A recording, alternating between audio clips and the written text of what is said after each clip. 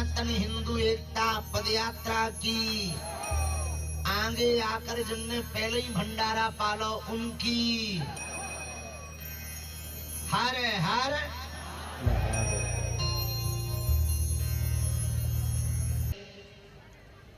हमको बैठते ही पता लगा कि जिरखोद मंदिर लगभग 800 वर्ष पुराना है।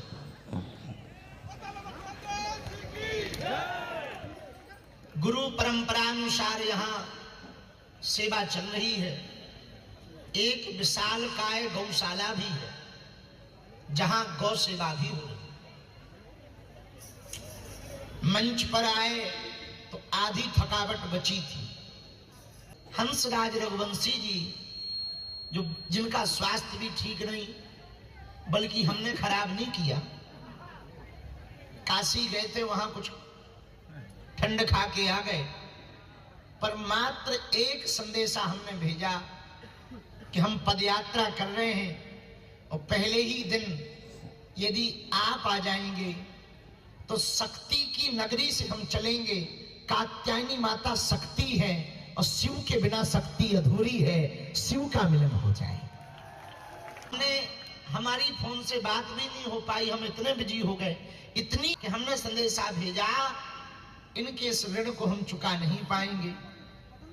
अभूतपूर्व निष्ठा दिखाकर जो बची खुची हमारी थकावट थी वह अब बिल्कुल ही चली गई। अब मन तो ऐसा कर लो, दो ठैया को लुचाई दे दे या रोटी दे दे, महाराज खवाएं तो बात अलग है, ना खवाएं तो भूखे ही से हम फिर से 8 किलोमीटर चल दें। लेकिन वो तुम भी जाना तो हम भी जाने के चल लेनी है, इसलिए हमने ऐसा कह दिया।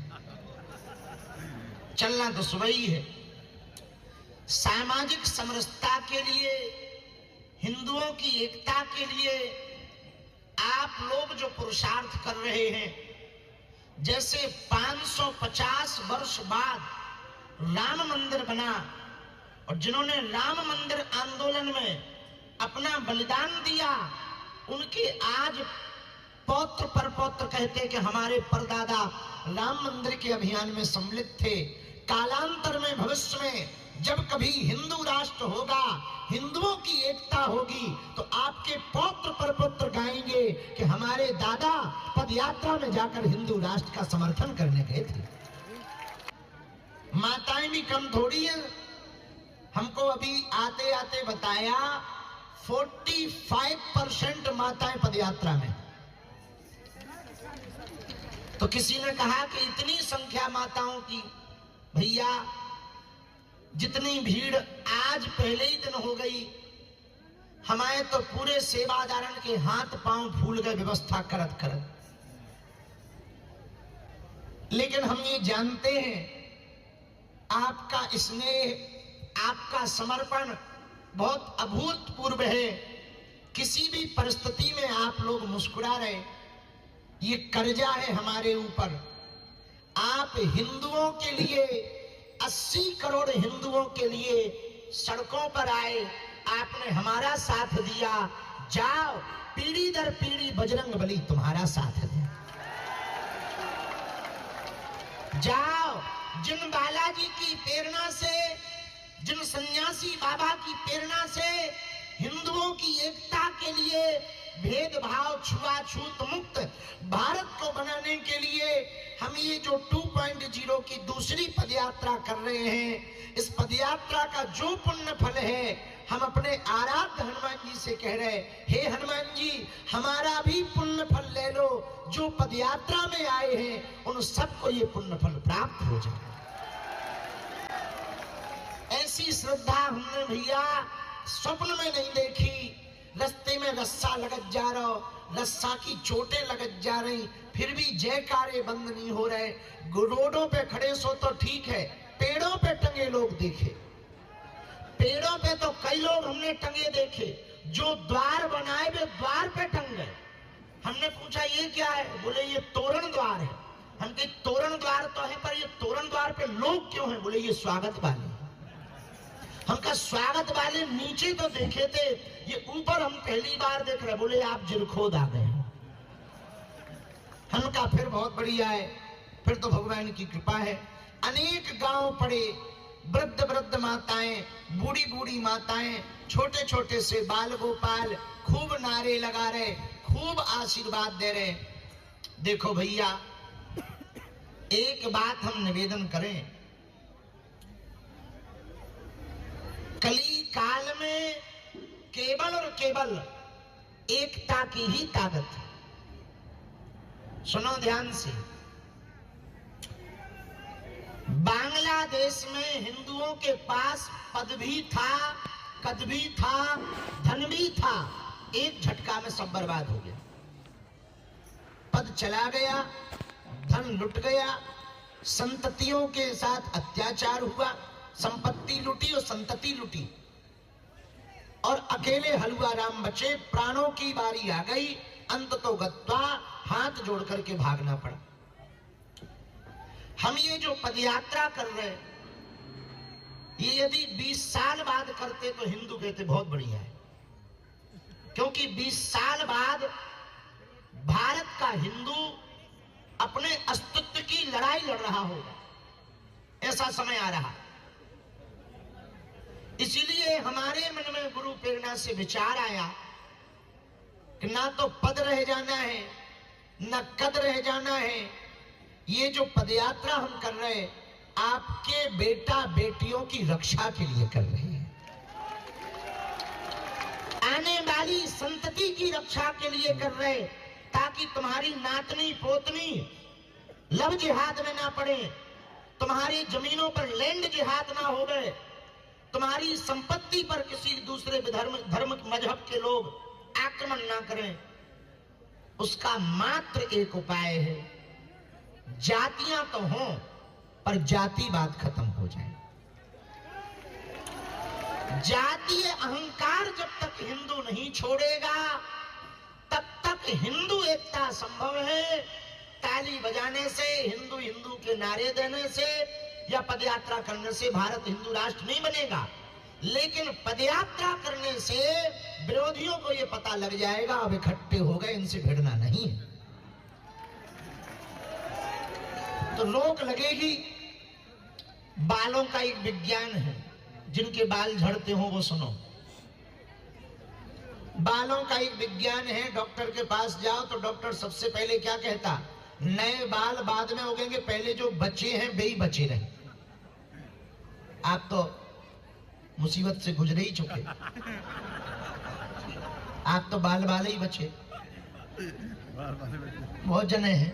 खैर हम भी हल्का फुल्का मुसीबत से जूझ रहे हैं। सुनो, बालों, खैर आपको तो ये टेंशन ही नहीं है, भोले बाबा की बहुत कृपा है, इतने घने 2-4 लटों में ही हमारे ऐसे हो जाने, तो पूछो ना। हाँ, तुम तो सफाई चट्ट हो बिल्कुल, चमन बरस रहा है, बिल्कुल एयरपोर्ट नजर आ रहा है, बुरा ना मानना, और लग भी जाए तो हम कल चले भी जाएंगे। हाँ, सुनो, बालों का विज्ञान है कि यदि आपके बाल झड़े तो डॉक्टर के पास जाओ तो डॉक्टर क्या कहता है, नए बाल बाद में उगेंगे, पहले जो बचे हैं वे बचे रहे, उसके लिए दवाई ले लो। तो लोगों ने हमसे पूछा कि आप सनातन हिंदू एकता पदयात्रा क्यों कर रहे हैं? घर वापसी बाद में करवाएंगे, पहले जो तरफ जा रहे वे तो बच जाएं, वो तो बच जाएं। वो कैसे बचेंगे?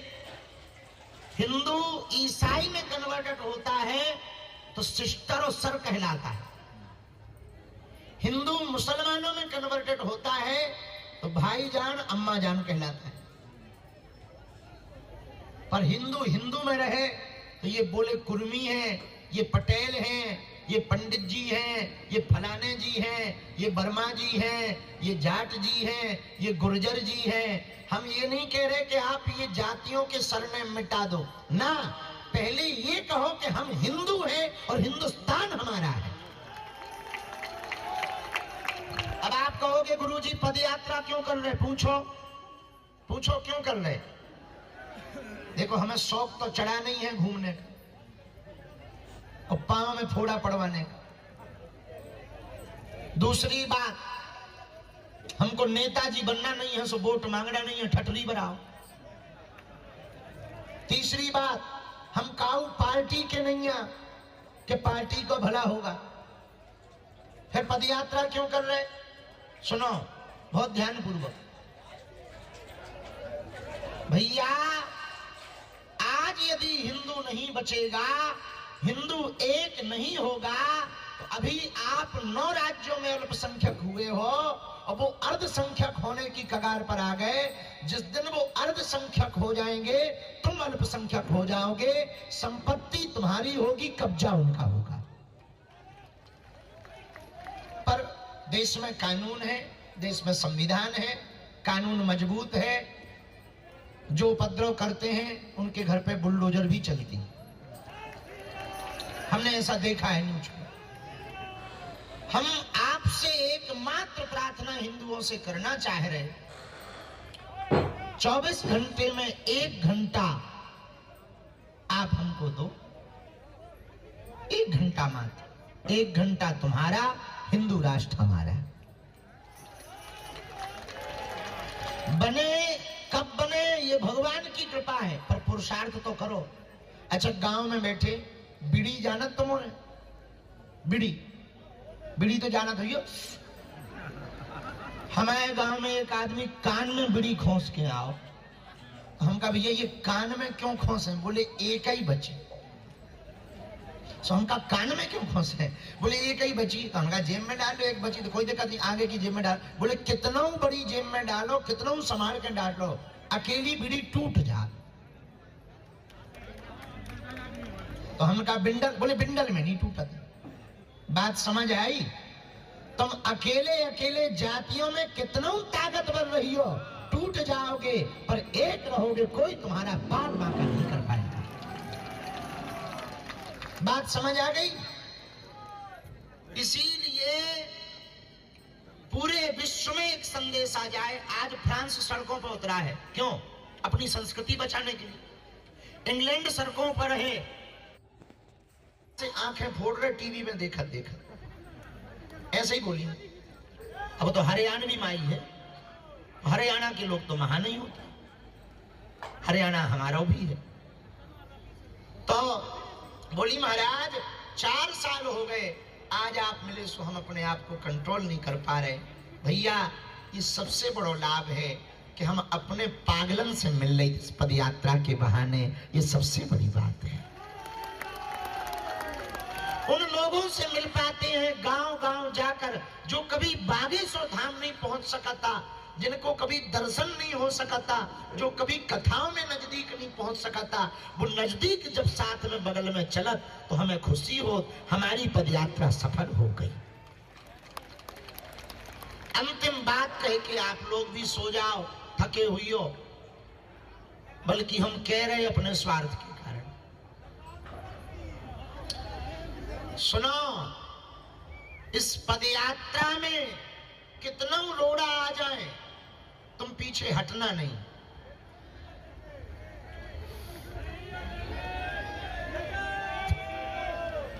एक बात और सुन लो, काऊ की धमकियों से ना तुम डरियो, हम आगे हैं।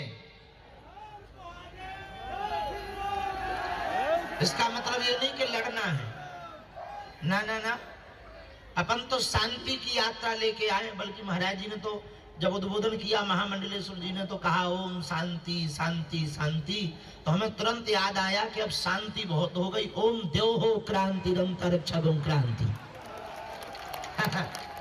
ओम देव हो क्रांति रंतरक्षगुम क्रांति, पृथ्वी क्रांति रापः क्रांति। अब शांति शांति तो हो गई, अब क्रांति की आवश्यकता है। तो हमको ऐसा याद आया सुनने का।